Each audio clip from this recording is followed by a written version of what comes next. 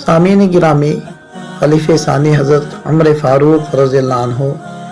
इस्लाम की वो अज़ीम शख्सियत हैं जिनकी इस्लाम के लिए खिदमत रोज़े रोशन की तरह वाज़ेह है। आपकी जुर्रत और बहादुरी से और अदल इंसाफ पर मबनी फ़ैसलों की वजह से और अज़ीम और शानदार किरदार और बड़ी फतूहात की वजह से इस्लाम का चेहरा रोशन है। बल्कि ये तो तारीख़ इंसानी का एक ऐसा नाम है कि जिनको अपने ही नहीं बेगाने भी उनको तस्लीम करते हैं, और जो नबी नहीं थे लेकिन उनकी ज़ुबान पर ऐसे फ़ैसले अल्लाह ताला ने जारी करवाए जो बाद में वही का हिस्सा बन गए, और जिनको खुद नबी करीम सल्लल्लाहु अलैहि वसल्लम ने अल्लाह से मांगा, दुआएं की, और जब वो इस्लाम लाए तो दुनिया के कोने कोने में इस्लाम की दावत हक पहुंच गई। 26 ज़ुल्हिज्जा आप रज़ियल्लाहु अन्हु का यौम शहादत है, और चूँकि आज यकम मुहर्रमुल हराम है तो इसी मुनासबत से मैं हज़रत उमर फ़ारूक रज़ियल्लाहु अन्हु के बारे में चंद गुज़ारिशात अर्ज़ करूँगा। हज़रत अम्र इब्न आस रज़ियल्लाहु अन्हु ने नबी पाक सल्लल्लाहु अलैहि वसल्लम से सवाल किया, अय्युन नास अहब्बु इलैक, या रसूल अल्लाह सबसे महबूब कौन है? आप अलैहिस्सलाम ने इरशाद फरमाया, आयशा।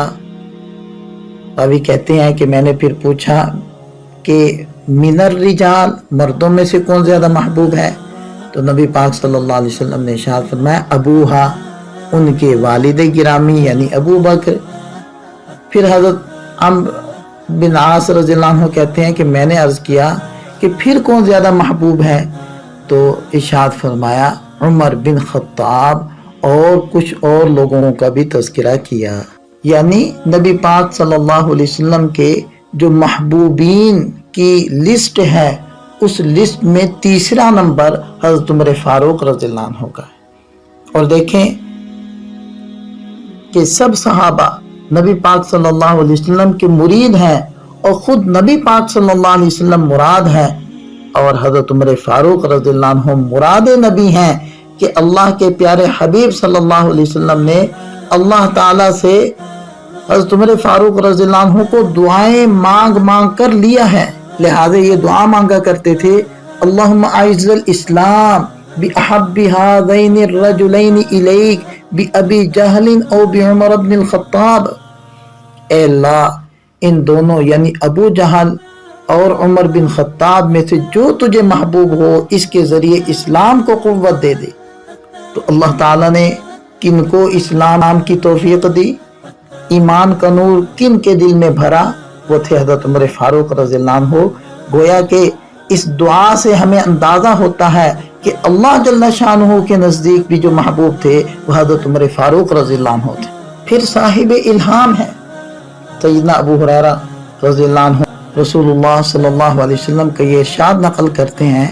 कि लक़द कान फ़ीमा क़ब्लकुम मिनल उमम मुहद्दसून, कि तुमसे पहले बनी इसराइल की उम्मतों में कुछ लोग ऐसे हुआ करते थे कि नबी नहीं होते थे, इसके बावजूद फरिश्ते उनसे कलाम किया करते थे। फ़इन यकु फ़ी उम्मती अहद फ़इन्नहु उमर, और अगर मेरी उम्मत में कोई ऐसा शख्स हो सकता है तो वो उमर है। यहाँ तो ये बात इरशाद फरमाई, और एक और हदीस में इससे भी आगे बढ़कर बात इरशाद फरमाई जिसके रावी हज़रत उक़बा इब्न आमिर हैं। इरशाद फरमाते हैं, लौ कान नबियुन बादी लकान उमर इब्नुल खत्ताब, कि अगर मेरे बाद कोई नबी होता तो वो उमर होता। सुभान अल्लाह, क्या शान अल्लाह ताला ने अता फरमाई कि जिनको देखकर शैतान रास्ता बदल ले। साद बिन अबी वक़ास रज़ियल्लाहु अन्हु फरमाते हैं कि हज़रत उमर फ़ारूक रज़ियल्लाहु अन्हु ने नबी पाक सल्लल्लाहु अलैहि वसल्लम से अंदर आने की इजाज़त ली। उस वक्त आप अलैहिस्सलाम के पास कुरैश की चंद औरतें यानी उम्महातुल मुमिनीन बैठी हुई थी, बातें कर रही थी, और बातें भी इस अंदाज की हो रही थी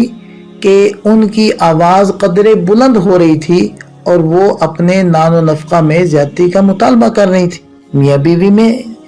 नाज की बातें भी होती हैं, और नाज और मोहब्बत में बहुत कुछ चलता है। जो ही हज़रत उमर फ़ारूक रज़ियल्लाहु अन्हु ने इजाज़त चाही अंदर आने की तो वो सब उठी और पर्दे के अंदर चली गई। जब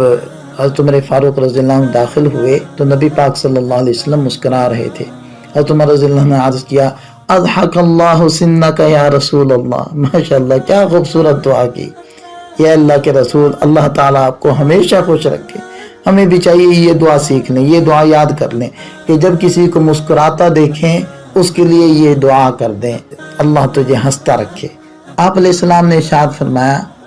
عجبت من هؤلاء اللاتي كن عندي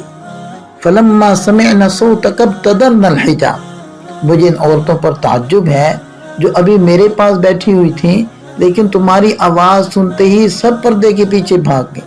تو اس پر حضرت عمر فاروق رضی اللہ عنہ نے عرض کیا کہ یا رسول اللہ ڈرنا تو انہیں آپ سے چاہیے تھا۔ پھر حضرت عمر فاروق رضی اللہ عنہ نے عورتوں سے کہا کہ اے اپنی جانوں کی دشمنوں، تم مجھ سے تو ڈرتی ہو اور نبی پاک صلی اللہ علیہ وسلم سے نہیں ڈرتی؟ عورتوں نے عرض کیا کہ ہاں آپ ٹھیک کہتے ہیں، کہ اس لیے کہ نبی پاک صلی اللہ علیہ وسلم کے مقابلے میں آپ بہت زیادہ سخت ہیں۔ اس پر نبی پاک صلی اللہ علیہ وسلم نے ارشاد فرمایا کہ اے ابن عمر والذی نفسی بیدی ما لقیک الشیطان سالکا فجا قط الا سلک فجا غیر فجک، اے ابن خطاب اس ذات کی قسم جس کے ہاتھ میں میری جان ہے، اگر شیطان تمہیں کسی راستے پر چلتا دیکھتا ہے تو اسے چھوڑ کر وہ کسی دوسرے راستے پر چل پڑتا ہے۔ گویا کہ یوں کہہ لیں کہ جیسے حضرت عمر فاروق رضی اللہ عنہ کی موجودگی میں ان کی ذات اقدس کے سامنے شیطان نہیں آ سکتا تھا، آج اس شیطان کو حضرت عمر فاروق رضی اللہ عنہ کا نام بھی برداشت نہیں ہے۔ حضرت عابس بن ربیعہ رضی اللہ عنہ فرماتے ہیں کہ سیدنا عمر فاروق رضی اللہ عنہ حجر اسود کے پاس آئے، اسے بوسہ دیا اور فرمایا انی اعلم انک حجر لا تضر ولا تنفع ولولا انی رأیت النبی صلی اللہ علیہ وسلم یقبلک ما قبلتک، فرمایا بلا شبہ مجھے یقین ہے تو محض ایک پتھر ہے، نہ تو کسی کو نقصان دے سکتا ہے نہ نفع کر سکتا ہے، اگر میں نے نبی کریم صلی اللہ علیہ وسلم کو تجھے بوسہ دیتے ہوئے نہ دیکھا ہوتا تو تجھے کبھی بوسہ نہ دیتا۔ المؤمنین عائشہ رضی اللہ عنہ کے پاس جاؤ اور ان سے عرض کرو کہ عمر نے آپ کی خدمت میں سلام عرض کیا ہے، اور میرے نام کے ساتھ امیر المؤمنین نہ کہنا کیونکہ اب میں مسلمانوں کا امیر نہیں رہا، اور ان سے کہنا کہ عمر بن خطاب آپ سے اپنے ساتھیوں کے ساتھ دفن ہونے کی اجازت چاہ رہے ہیں۔ تو حضرت عبداللہ ابن عمر وہاں تشریف لے گئے، حضرت عائشہ رضی اللہ عنہ سے اجازت لے کر اندر گئے تو حضرت عائشہ رضی اللہ عنہ رو رہی تھی۔ انہوں نے جب یہ بات عرض کی تو فرمانے لگی کہ یہ جگہ تو میں نے اپنے لیے منتخب کی تھی لیکن آج میں اپنے اوپر عمر کو ترجیح دیتی ہوں۔ جب یہ خوشخبری لے کر واپس پہنچے تو حضرت عمر فاروق رضی اللہ عنہ نے فرمایا کہ مجھے اٹھا کر بٹھاؤ، اور فرمانے لگے کہ جب میری وفات ہو جائے اور مجھے کفنا کر لے چلو تو پھر اجازت طلب کرنا، اگر وہ اجازت دیں تو دفن کرنا، اور اگر اجازت نہ دے تو مسلمانوں کے عمومی قبرستان میں مجھے دفن کر دینا۔ جب وفات کے بعد، شہادت کے بعد حضرات صحابہ کرام میت لے کر وہاں تشریف لے گئے تو حضرت عائشہ رضی اللہ عنہ سے پھر اجازت مانگی اور انہوں نے اجازت دے دی، چنانچہ حضرت عمر فاروق رضی اللہ عنہ روضے اقدس کے اندر ہی مدفون ہوئے۔ امام لیث بن سعد فرماتے ہیں کہ سیدنا عمر فاروق رضی اللہ عنہ کو 23 ہجری میں 26 ذوالحجہ کو شہید کیا گیا۔ آپ کی مدت خلافت 10 سال 6 ماہ اور 4 دن تک محیط ہے، اور حضرت صہیب رومی رضی اللہ عنہ نے حضرت عمر بن الخطاب رضی اللہ عنہ کی نماز جنازہ پڑھائی۔ اور حضرت عبداللہ بن عباس رضی اللہ عنہ فرماتے ہیں کہ جب حضرت عمر فاروق رضی اللہ عنہ کو شہادت کے بعد ان کی چارپائی پر رکھا گیا تو تمام لوگوں نے میت کو گھیر لیا اور ان کے لیے اللہ تعالیٰ سے مغفرت کی دعا کرنے لگے۔ ابھی میت اٹھائی نہیں گئی تھی، کہتے ہیں کہ میں وہاں موجود تھا، اسی حالت میں ایک صاحب نے میرے کندھے پر ہاتھ رکھا، میں نے دیکھا تو وہ حضرت علی کرم اللہ وجہہ تھے۔ پھر انہوں نے حضرت عمر فاروق رضی اللہ عنہ کے لیے رحمت کی دعا کی اور میت کو مخاطب بنا کر کہا کہ آپ نے اپنے بعد کسی بھی شخص کو نہیں چھوڑا کہ جسے دیکھ کر مجھے یہ تمنا ہوتی کہ اس کے عمل جیسا میں عمل کروں اور اللہ تعالیٰ سے جا ملوں۔ اللہ کی قسم مجھے تو پہلے سے یقین تھا اللہ تعالیٰ آپ کو آپ کے دونوں ساتھیوں کے ساتھ ہی رکھے گا۔ میرا یہ یقین اس وجہ سے تھا کہ میں نے اکثر رسول اللہ صلی اللہ علیہ وسلم کی زبان مبارک سے یہ الفاظ سنے تھے، میں ابو بکر اور عمر گئے، میں ابو بکر اور عمر داخل ہوئے، میں ابو بکر اور عمر باہر آئے۔ سیدنا عبداللہ ابن مسعود رضی اللہ عنہ جب حضرت عمر فاروق رضی اللہ عنہ کا ذکر کرتے تو اتنا روتے کہ فرش کی کنکریاں تک بھیگ جاتی، اور فرماتے یقیناً عمر اسلام کا قلعہ تھے، لوگ ان کے دور میں اسلام میں داخل ہوئے تھے، نکلا کوئی نہیں تھا، لیکن جب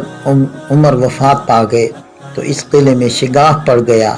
اور لوگ اس میں داخل ہونے کے بجائے نکلنے لگے۔ حضرت عائشہ رضی اللہ عنہا ارشاد فرماتی ہیں کہ میں اپنے اس حجرے میں جس میں رسول اللہ صلی اللہ علیہ وسلم دفن ہوئے ہیں سر پر کپڑا لیے بغیر بھی بعض مرتبہ داخل ہو جایا کرتی تھی، اور میں کہا کرتی تھی یہ میرے خامن اور یہ میرے باپ ہیں، لیکن جب سے حضرت عمر فاروق رضی اللہ عنہ کو ان کے ساتھ دفن کیا گیا ہے تو اللہ کی قسم اب تو میں اچھی طرح اپنے سر پر چادر لے کر ہی جایا کرتی ہوں، سیدنا عمر رضی اللہ عنہ کی حیا کی وجہ سے۔ اور حضرت ابو طلحہ رضی اللہ عنہ فرمایا کرتے تھے کہ حضرت عمر رضی اللہ عنہ کی شہادت کے بعد مسلمانوں کے ہر گھر کے دینی اور دنیاوی معاملات میں نقص پیدا ہو گیا۔ اور حضرت حذیفہ ابن یمان رضی اللہ عنہ فرماتے تھے کہ سیدنا عمر فاروق رضی اللہ عنہ کی دور خلافت میں اسلام کی مثال اس سپاہی کی طرح تھی جو آگے بڑھتا ہے اور بڑھتا ہی چلا جاتا ہے، لیکن جب عمر شہید ہو گئے تو اسلام کی مثال اس سپاہی کی طرح ہو گئی جو پیچھے ہٹتا ہے اور ہٹتا ہی چلا جاتا ہے۔ اور سیدنا عبداللہ ابن عباس رضی اللہ عنہما اس سانحہ کے بعد لوگوں کے حالات جاننے کے لیے نکلے تو انہوں نے لوگوں کو دیکھا کہ سب اس طرح رو رہے تھے جیسے ان کی جوان اولاد فوت ہو گئی ہو۔ اللہ تعالیٰ ان کے درجات کو مزید بلند کرے اور ان کی زندگی سے نکلنے والے اسباق کو سیکھ کر ہم عوام کو اور خاص طور پر حکمران طبقے کو ان باتوں پر عمل کرنے کی توفیق عطا فرمائے۔ وآخر دعوانا الحمدللہ رب العالمین۔